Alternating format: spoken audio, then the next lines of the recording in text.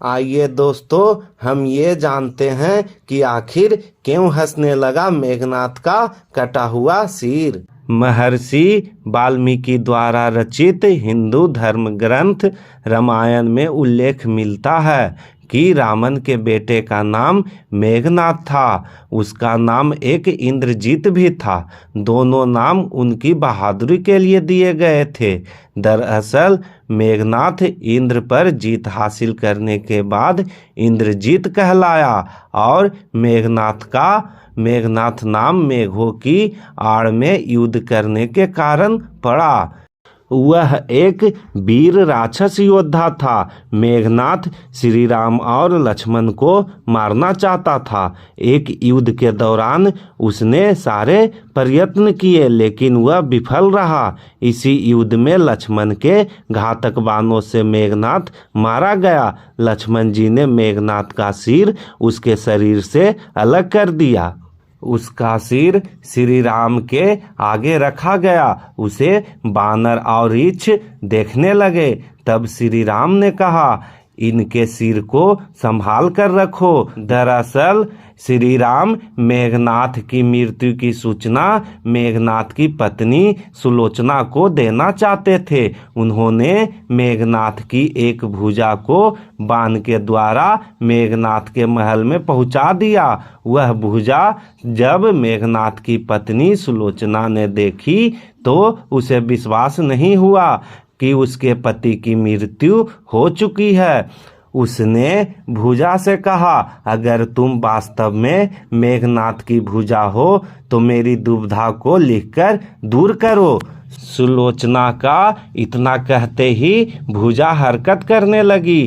तब एक सेवका ने उस भुजा को खड़िया लाकर हाथ में रख दी। उस कटे हुए हाथ ने आंगन में लक्ष्मण जी के प्रशंसा में शब्द लिख दिए। अब सुलोचना को विश्वास हो गया कि युद्ध में उसका पति मारा गया है। सुलोचना इस समाचार को सुनकर रोने लगी। फिर वह रथ में बैठकर रावण से मिलने चल पड़ी।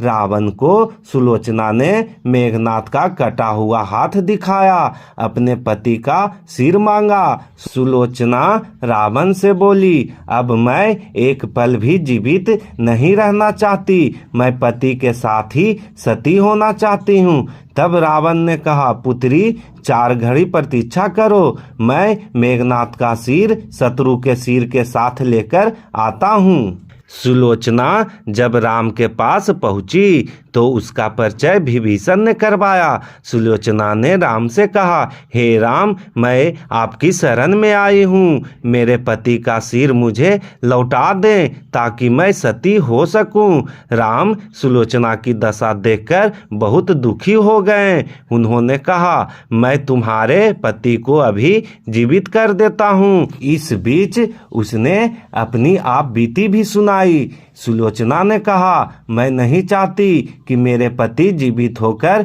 संसार के कष्टों को भोगें। मेरे लिए सौभाग्य की बात है कि आपके दर्शन हो गए। मेरा जन्म सार्थक हो गया। अब जीवित रहने की कोई इच्छा नहीं है। राम के कहने पर सुग्रीव मेघनाथ का सिर ले आए, लेकिन उनके मन में यह आकांक्षा थी कि मेघनाथ के कटे हाथ ने लक्ष्मण का गुणगान कैसे किया। सुग्रीव से रहा नहीं गया और उन्होंने कहा, मैं सुलोचना की बात को तभी सच मानूंगा जब यह नरमुंड हंसेगा।